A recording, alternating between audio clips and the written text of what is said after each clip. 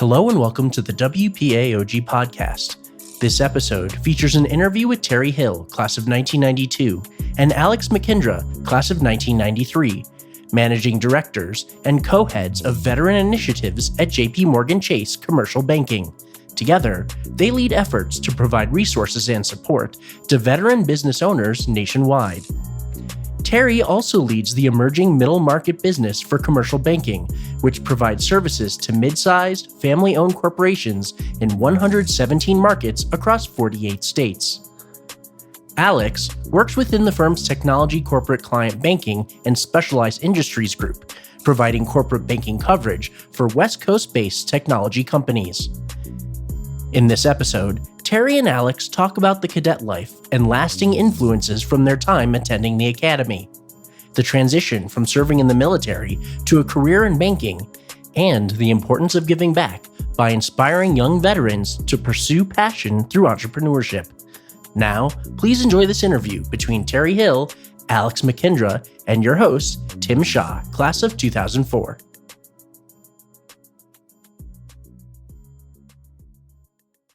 Hi, I'm Tim Shaw, West Point class of 2004, and your host today with the West Point AOG podcast. Today, I'm excited to be joined by two fantastic guests, Alex McKindra, class of 1993, and Terry Hill, class of 1992. Both are graduates of West Point and managing directors at JPMorgan. Alex and Terry, how are you two? Tim, I'm great. It's really good to see you again on screen. Normally we see you in person from time to time, but really good to see you on screen. So we're going to cover several things throughout this podcast. First is your time at West Point. Second is your time in the military, between the military and civilian, then to civilian time, and then post-military and general advice you have for veterans. We'll kick into the first section, which is the West Point time. Could you two please share a bit about your decisions to attend West Point? Yeah. So first, that seems like a really long time ago. I don't know how fast those years went, but like a lot of people, I really had no connection to the military. You know, when I went to the academy, I was surprised that the number of classmates that did, and Alex did. He'll tell you about that in a minute. But my connection began as a recruited athlete. And once exposed, I was really excited about the academies in general. At the time, Navy had an abysmal football program, so that at some point took Navy off the board. My eyesight is about as bad as Navy's football team was at that point. And so Air Force didn't seem like the right place. And then once I really came to know West Point, the history and the opportunity and frankly, the beauty and the majesty of the place, the connectivity to people versus machines was really interesting to me. So here we are. And Tim, thanks again for having me here today. I'm a tech banker here at JPMorgan and also co-head, along with Terry, of our efforts here at JPMorgan to support military veteran businesses. However, unlike Terry, I was a very average athlete in high school, and I was not heavily recruited by West Point.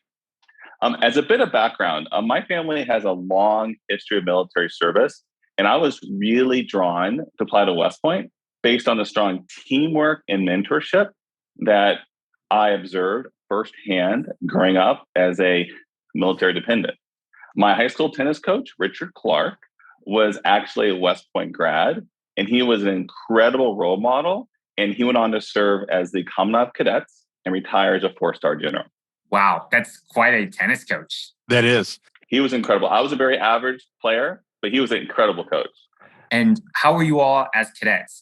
Clearly, right now, you're at the top of the pinnacle, but I've heard stories from like McChrystal to luminaries talk about they were challenged as cadets. I'm curious for you two, how was it like? Sure, perhaps I'll go first. So I certainly was not a model cadet. I probably walked about 50 hours based on demerits I received during my time at the academy. However, I was able to turn around. I eventually drank the Kool-Aid, quote unquote, as I progressed and avoided the early on mistake of thinking I knew a lot more than I did. I didn't spend that much time walking the area. I kind of kept my nose clean. I was working really hard to stay a couple steps ahead of the dean. And between athletics and academics and a little bit of this and that, I would say, an average cadet. there were so many people doing so many phenomenal things there. I found it really hard to be more than average, whether in athletics, frankly, or as a cadet. We've often remarked on the podcast how one is graded so differently as a cadet than in the military, and then from the military as a civilian. And it's really hard to evaluate someone across three spectrums. And in some ways, it helps certain graduates who are very agile and adaptive to kind of like grow into their careers because they know how to, or they've had to adjust so many times. And so related to that, what are particular experiences that were really impactful to you that you think about, whether it's classes, sports, or mentors? Yeah, and maybe I'll jump in on this one, Alex. So just the experience. So, set as an average cadet, but I maybe learned, for me, a above average amount while there. And it was, the discipline that you practice and the requirement to balance an incredible number of things, really intentionally too many things to actually balance, which is something we all work on today. The humility one learns, whether, again, on the playing fields, when all of a sudden you found yourself no longer above average, or academically, when you find yourself no longer above average. And there's one more that I think, the concept of no excuse, sir. Nobody really cares at West Point, in the Army, in business, or frankly in life, why something didn't go right or why it didn't happen. It just didn't happen. And so if you're going to be a leader and you're going to be responsible for things and you're going to take care of people and you're going to, help achieve these visions that we all have, that is a pretty foundational thing. And I remember we all had to learn that. And it was kind of like, gosh, it's not fair. But it was, Tim didn't do this and he didn't bring the New York Times, and then I couldn't get us to the door on time. But none of that mattered. That's a really important lesson to learn. I just among so many things that I took away from West Point into the Army and then also into business, no excuse, sir, was one of the foundational elements. Totally agree, Terry. And then for me, I'd say a really good opportunity I had was in relation to an opportunity I had during my last summer at West Point. Despite my low class rank, I had the opportunity to serve as a congressional internship for a Charlie Wilson, who was a Navy grad. He, like me, was at the bottom of his class at Naval Academy when he graduated. So I think he felt a special kinship to choose me. It was an incredible learning experience because Charlie had me read all the bills that he had to vote on. And by the way, he was a senior member of the Defense Appropriations Committee at the time. And my job was to read the entire bill from front to back, again, like 1,000 pages, right? And keep it simple, right? He said, listen, Alex, what I need from you are two things in the one pager. He wanted me to talk about what was the bill looking to accomplish and how we should vote and why. So again, I would say the simplicity and clarity that I learned during my time at West Point, I believe has been really beneficial in the corporate world. Did Charlie Wilson look like Tom Hanks? Same question I had. He was much taller. And Alex, were you in the movie? I did not make the cut for the movie, unfortunately. It's a fantastic movie. It's a great story. It is a great story. I agree. How did your experiences at West Point shape kind of your careers now? Like Alex, you mentioned be succinct. Terry, you mentioned people kind of just want to know if the job's done or not. But any lasting influences?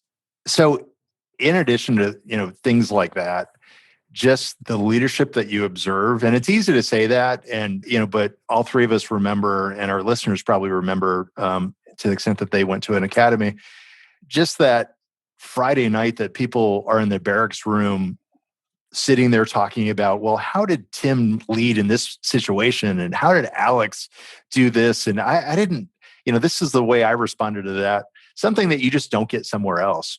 And everything we do, I was in the Army and then I've been at JPMorgan Chase.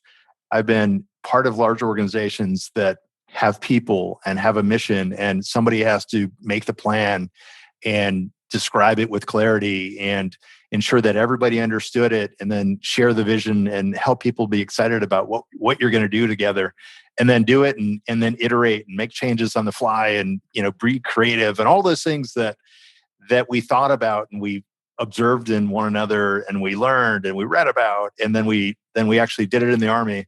You had a much more colorful career in the Army than I think Alex or I did. But all those things apply here. All those things apply in business from day one. It's a long time ago now, but people would ask, well, gosh, you were in the Army. How did you ever get into banking? It was always a question that confused me a little bit, because everything that I was doing there about people and communication and vision and motivating those around me and all that, it was the same thing I was doing here. And there's just a direct application, but you just got to practice it and think about it and then actually bring that with you. I agree, 10,000 hours. And I'd say for me, it really taught me the value of teamwork and mentorship. I mean, I would not have made it through West Point if my classmates had not pitched in collectively to help me become a better cadet and a better student. Along with Terry, I have the honor of being the co-head of vet initiatives at JPMorgan for commercial banking, and we really want to give back to the vet community as much as possible. And then one way we're giving back is through the CEO Circle program, which I know, Tim, that you're very familiar with. And we're partnering with Bunker Labs to help vet-owned businesses grow through mentorship and education, right? So just like myself and probably other cadets at West Point were able to get through and succeed based on the help of others, we're trying to pay it forward at JPMorgan and help create an environment to where collectively veterans and other leaders in the business world help these well-deserved vet-owned companies grow. And so it's interesting Alex brings that up, because this is, you can envision yourself having done this in the Army or at West Point. And so we at JPMorgan Chase have invested in, and we take great care of and bring resources to people leaving the military all the way through starting a small business. And so the kind of mission that Alex and I were given was, how can we do this for the next rung of that ladder? So as companies grow in size and complexity, what can we do? And that's it. And then we were able to take that and be creative with it and think about, well, what are the needs and what's the opportunities? And this isn't a business venture. This is us wanting to serve those who served. But how can we do that? And that's when we partnered with Bunker Labs to put this together. It's an example of, just like you did as a second lieutenant in the Army, somebody says, hey, here's the job, go learn how to do it and go do it. And even in large organizations, this creativity and this vision and the singular focus is something you need and you get to use, and something that Alex and I know we both feel the service that we get to provide to our veterans and veteran family members through CEO Circle is just invaluable and so incredibly meaningful. Would love to actually talk about both of your military times. So Terry, can you please walk us through your career in the military? And then Alex. Yeah, so upon graduation, went to Fort Sill, Oklahoma, the home of field artillery. Went to the basic course there, was in the 75th Field Artillery Brigade, one of the last, it might have been the last 8-inch howitzer battalion in the Army. We retired those and we were heading to the MLRS system. And this was when we had about 35,000 Cubans and Haitians that had taken to the water and were in Guantanamo Bay. And so we were honored with the opportunity to go and run the camps there and take care of these families that had taken to the water looking for a better life. And so part of my Guantanamo experience was learning why people want to be Americans, what is special about our country from a non-American's perspective, and what draws people here. And I think those are really important things to remember and to learn. And then I finished my time at Fort Sill. During that, the Army was great enough to provide the opportunity for me to complete a graduate degree at the University of Oklahoma. And that was, again, before distance learning, but the professors would actually come to Fort Sill, which was an awesome opportunity. And then when I decided to leave, it was actually an ex-Air Force Academy professor that was working at JPMorgan Chase and connected me with a West Point grad who was a former Army Ranger that was in our mergers and acquisitions group here, that told me about a program that then I interviewed for. And 25 and a half years later, I'm still here. Alex, can you walk us through your military career and definitely talk about the Air Force decision? So I really enjoyed my internship work with the Defense Appropriations Committee when I was a cadet at West Point. So as I was thinking about what I wanted to do in my military career, I chose the option of applying to switch to the Air Force. So typically what they do is they let about 5% of the graduates do a switch to the Navy, Coast Guard, or Air Force. And I was fortunate enough to have been chosen to go to the Air Force. And then, so when I graduated, went to the Air Force, I was a cost and schedule officer in the procurement world. I had the opportunity to work at both Wright Pat Air Force Base in Ohio and then serve at Los Angeles Air Force Base in California. It was a really good learning experience. And the main thing I got from it is that I really learned the importance of scale for government contracting businesses. And that was because in order to get a contract from the US government or to get a subcontracting opportunity with a company like Northrop Grumman, you had to grow. And to grow, you need access to capital. And that is one of the main reasons that Terry and I are really focused on CO Circle and the educational content, is because we really want to give all the veteran businesses the opportunities to win contracts and grow as a company.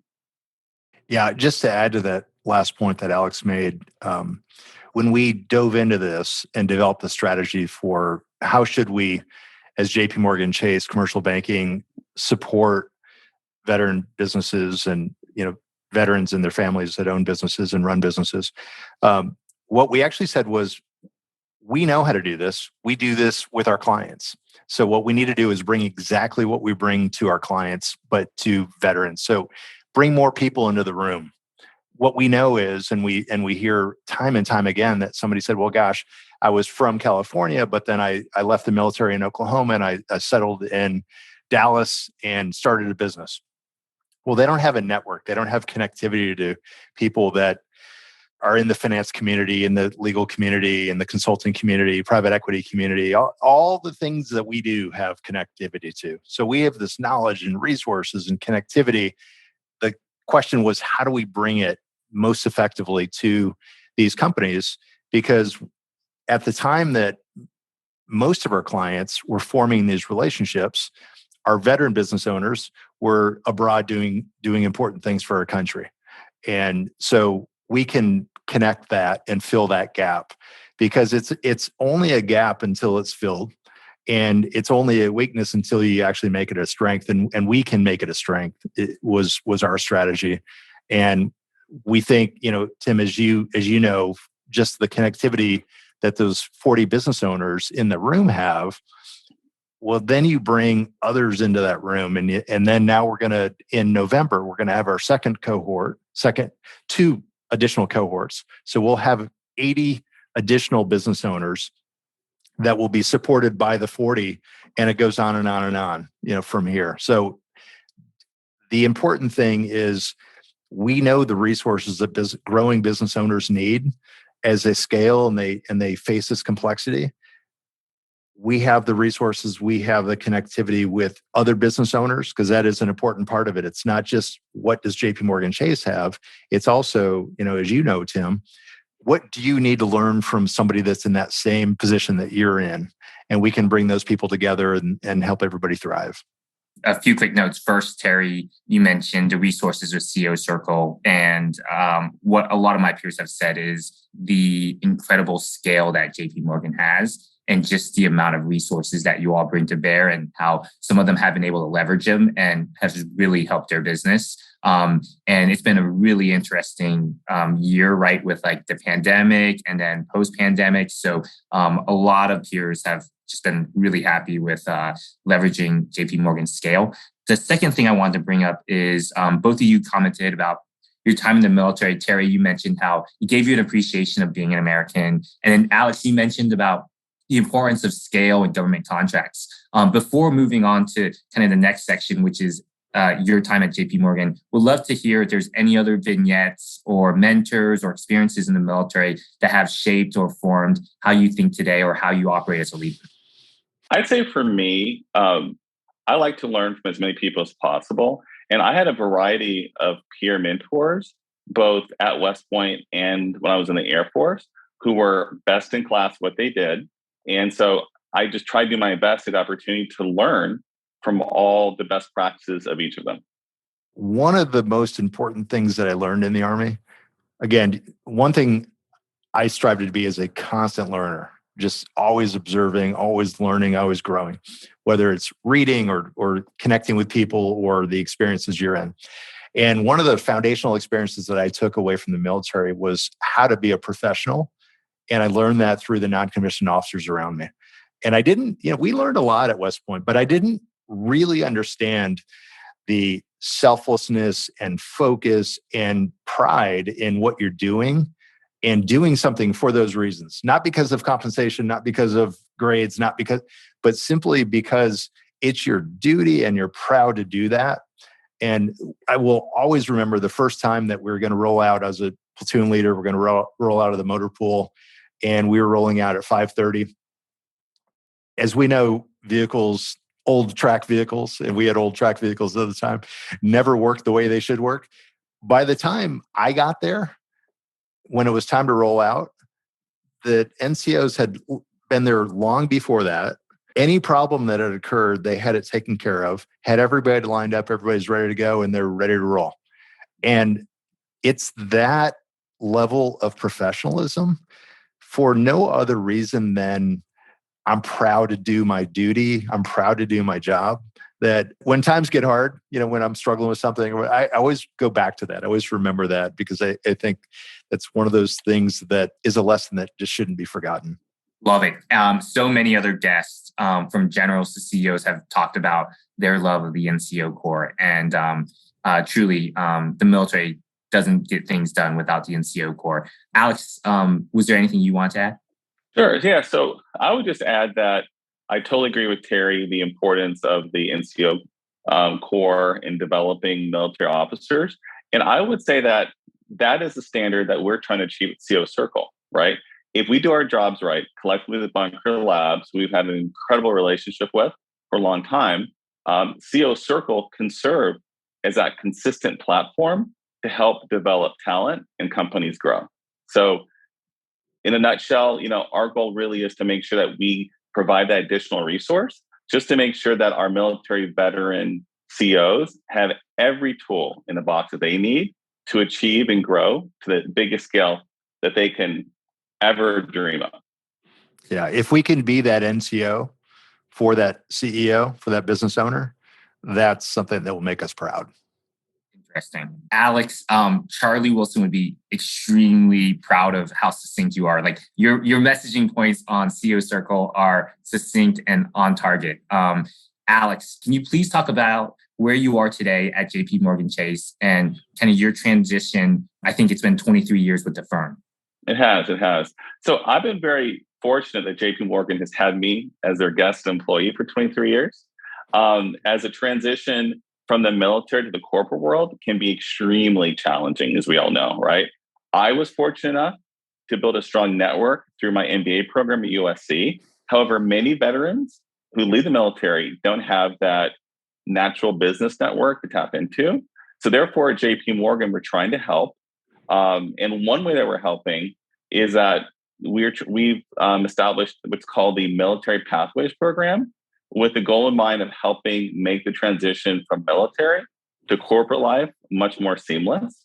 And in that program, we're focused on hiring military vets, developing their talent, and then retaining them so we can wash, rinse, and repeat and bring in more talented vets into the JPMorgan family.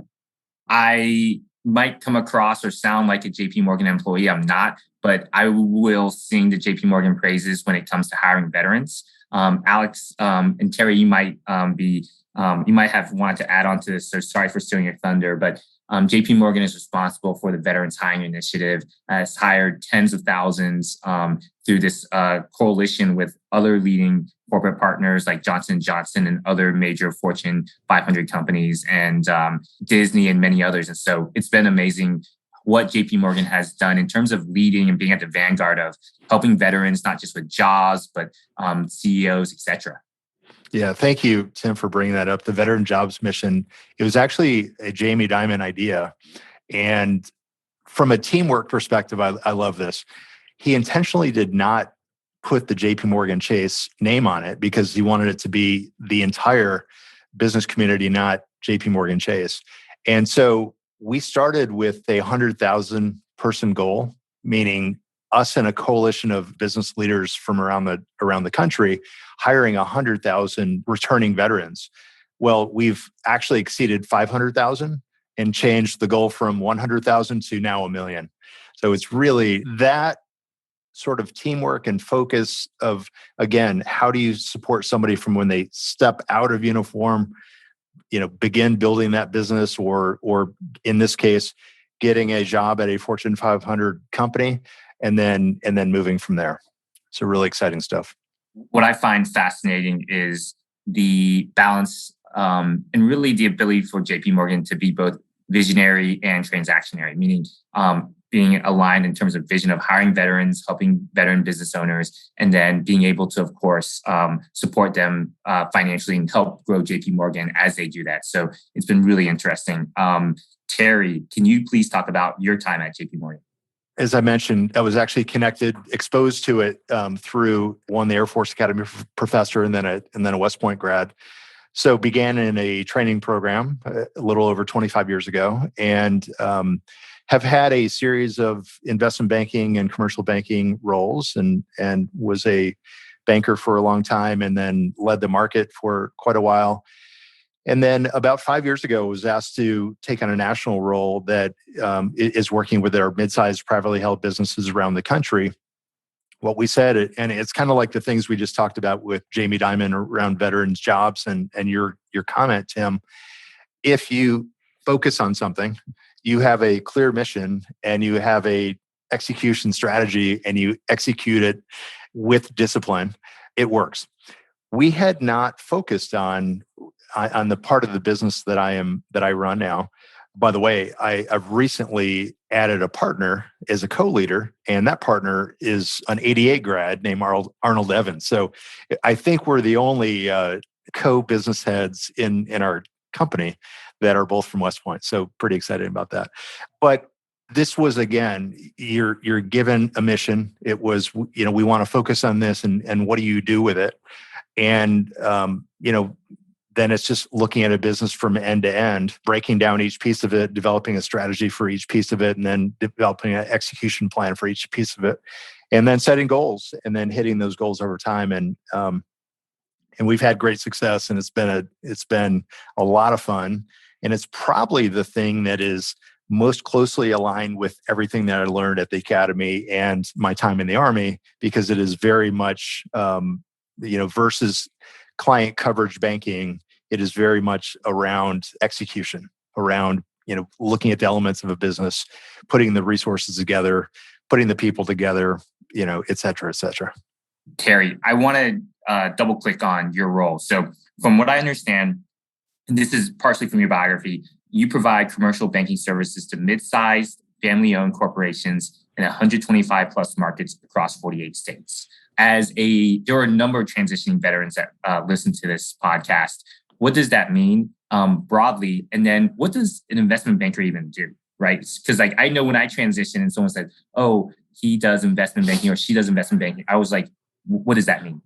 So every company needs tools to manage their business, and they need capital to run their business and grow their business, and succinctly. And we provide those. And that's what, generally speaking, that's what commercial banking does. And so we have people in over 125 markets and working with companies generally less than $100 million, and they're generally family owned, a good number of private equity owned, but privately held for the most part. And then we also bring, as part of that, we bring investment banking services. And so we have our partners and it's something that Alex did for years and I did for years. So really the investment banking is versus providing tools directly and providing capital directly, it's really taking somebody to the market. And so whether, for us, a lot of it is, on the smaller end, it's putting a group of banks together and taking that to the market. Some private debt capital of different types and taking that to the market. As companies grow, the equity capital markets. So it's really, you're acting as their advisor to raise capital from other markets, not from the bank's balance sheet. That's what an investment banker does. Fascinating. And Alex, you're located in San Francisco. You do a lot of tech work. Can you share a bit about that, please? Sure. So I've had a really fun experience of working with a number of technology companies as a banker in the San Francisco Bay Area since 2003. And it's been so much fun and very enlightening. I continue to learn from my clients and learn new things about different technology verticals. It's just really, really fun and refreshing to be able to have a meeting with a CFO or CEO and listen to he or she talk about their objectives and goals as a company, and then take good notes and then come back with hopefully value-added capital structure solutions to help them grow and achieve what they're looking to accomplish.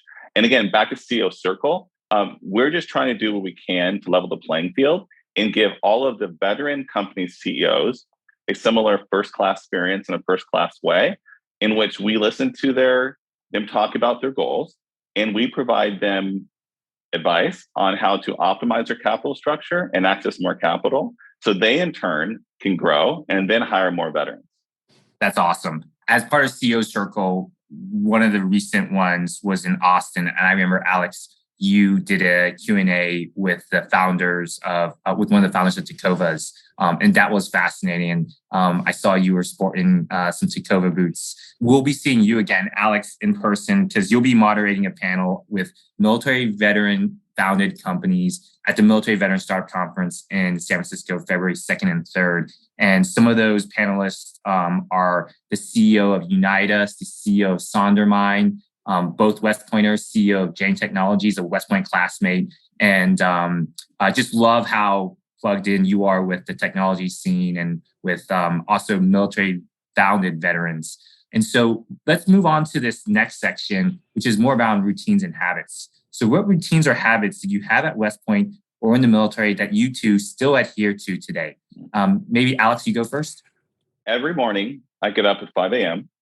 I run 5 miles and do 100 push-ups, 100 sit-ups. Just kidding.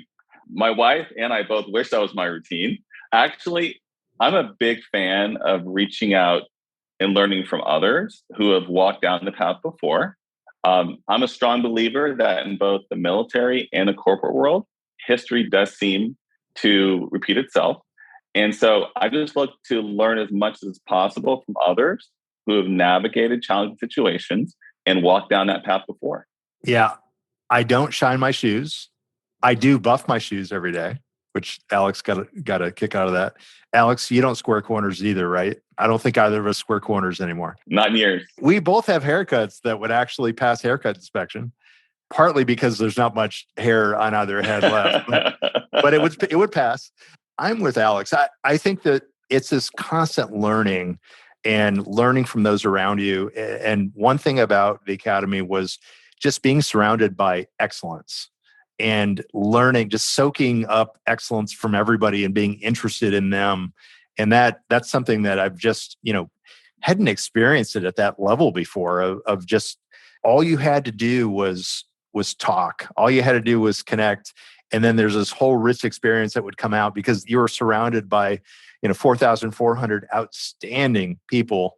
And once you were able to talk to the other 3 classes, you could just learn and soak it up. And maybe the only thing that I do that other than buff my shoes, I do read the newspaper every day.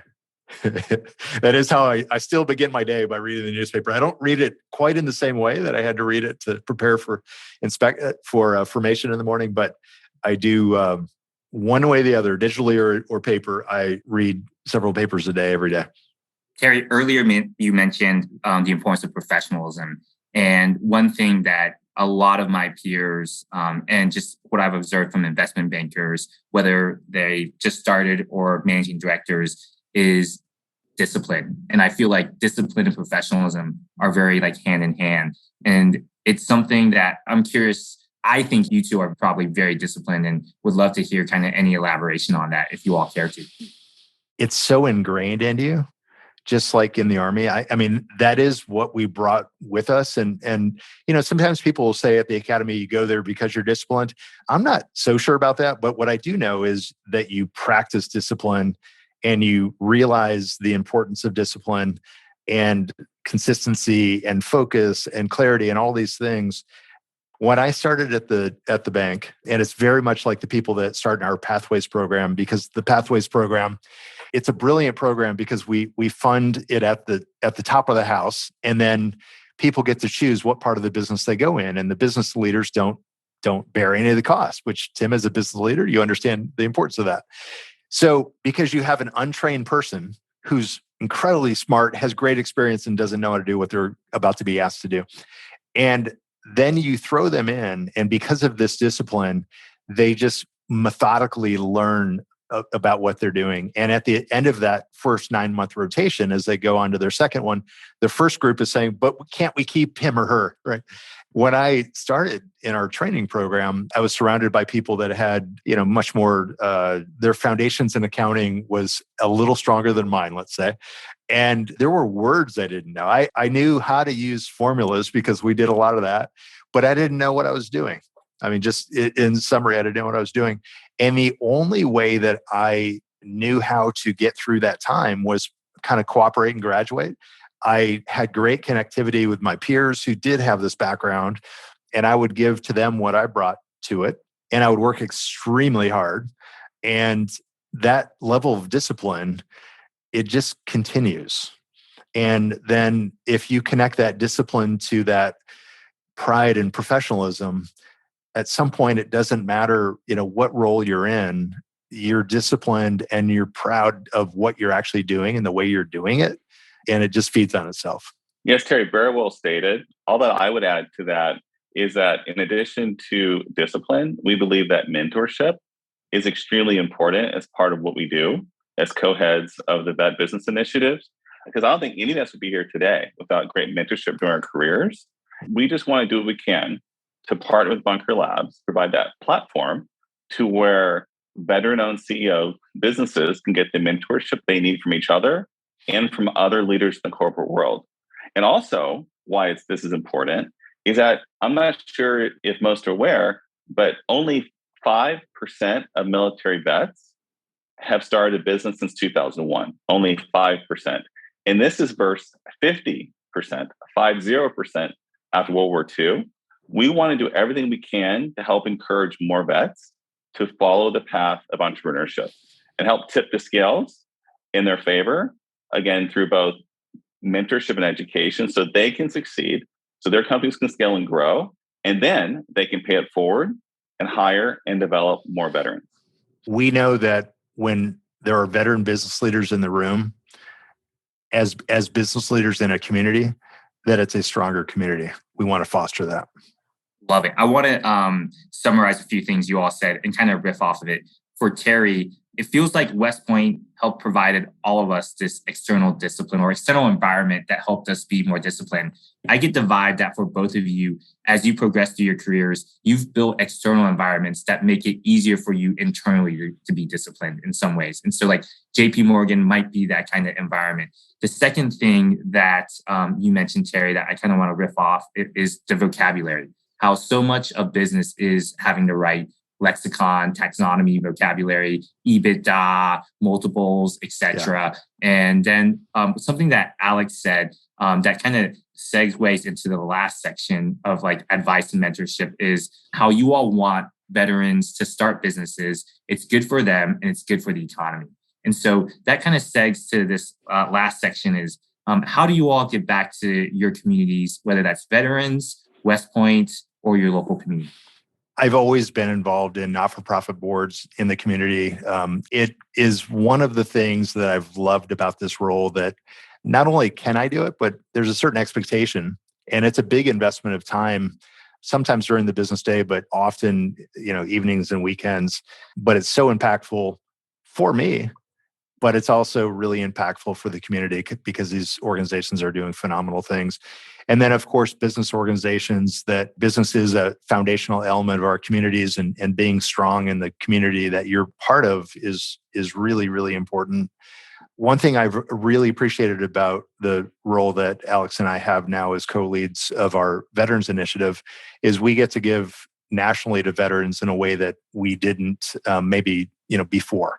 We're also talking about other, diverse owned businesses and women owned businesses and bringing some of the same concepts to that. And so there's times that I get to be a part of and invest my time and bring my the experience I have to support people that are from different backgrounds and people that those organizations are mentoring. So there's just this constant opportunity to give and to support. And of course, we all know that when we're giving, we get at least as much back. And that is what I feel about my time in the military as well. Sometimes people will thank me for my service, but what I know is I actually got a lot more than I gave.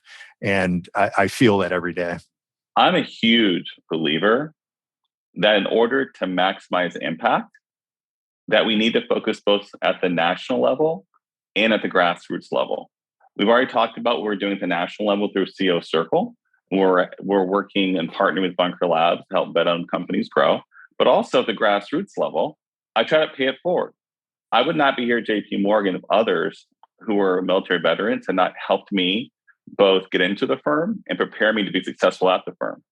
So what I do is that when someone comes to me and asks for advice on what they should do if they want to get to the finance world, I say, listen, go to grad school and get a foundational MBA in corporate finance so you have all the tools to be successful, just like they were in the military. And then I say, well, if you don't have time or money to pursue an MBA, then find a training class. Like, for example, Training the Street does a really good job of giving an accelerated MBA and call it 2 weeks to 4 weeks, right? And again, they cover topics such as financial accounting and corporate finance, which are the cornerstones of being a banker. And why this is important is that I really believe that vets have the superpower of thinking quickly on their feet and finding creative solutions to solve unexpected problems. So based on that, they're extremely capable of succeeding and being a star on Wall Street. Alex, earlier you had mentioned the importance of mentorship and how at JPMorgan you have a platform to not just do internship internally, but now externally through the CEO Circle. What I find fascinating is that over the past few years, I just have not seen that level of commitment from other banks, whether that's Goldman Sachs, Bank of America, Wells Fargo. And I feel like you all are the standard bearers and really pushing the industry to a recognition of veteran talent and diversity talent overall. So kudos to you all. And also really kudos to you all and JPMorgan for your leadership within the firm. And I think for our listeners, it shows that West Pointers can be successful in many arenas, many forums, and can rise to leadership positions at a prestigious firm like JPMorgan. I want to close with the final question of what advice would you give to any young veterans or graduates who are just starting their civilian careers? Alex, you touched on that a bit, but would love to hear if you have any broad guidance. Feel free, Terry or Alex, to go. I think you should be open. You should really understand, I didn't really understand what banking was before I started. And leveraged programs, there's so many great programs now that didn't exist back then, like our JPMorgan Chase Military Pathways program. Just go look at the website, look at the opportunities, they're amazing. But then once you find the right place, I think don't forget what you've learned and you're going to bring yourself, you're going to bring your experiences at the academy and the military, whatever your background is, you're going to bring that and then be humble. We were extremely well trained to go do what we were doing. And then we did it. And then all of a sudden I'm in a situation that I didn't know the words. And so, you have to learn your way through that. So be humble. You know how to work extremely hard. So bring that with you. This is a craft. You have to learn your craft. So the advice that I give to, I probably talk to just about every Pathways person that joins a firm at one time or another, whether in a group setting or one-on-one. And you have joined and you have to learn how to do what we do. Now you bring these experiences and you bring this knowledge and bring leadership, but you have to learn to lay the artillery piece. And once you know how to do that, then you will accelerate and you'll go on to do great things. But be humble, learn your craft, be patient, work extremely hard, and really don't leave your military experiences behind. That's part of you. That's actually a really special part of you. and you put all that together and you're going to have a great career. Totally agree. 10,000 hours to learn, hone, and perfect your craft. Alex, Terry, this has been really fun chatting with you two today. Thank you all for your leadership inside and outside the firm, and hope you all enjoy the rest of your day. Tim, thank you for what you do, and thanks for having us. It's our pleasure. Thank you, Tim. Very much appreciate it. This has been a production of the WPAOG Broadcast Network. Please take a moment to rate and review the show and join us each week for a new episode. Thank you for listening.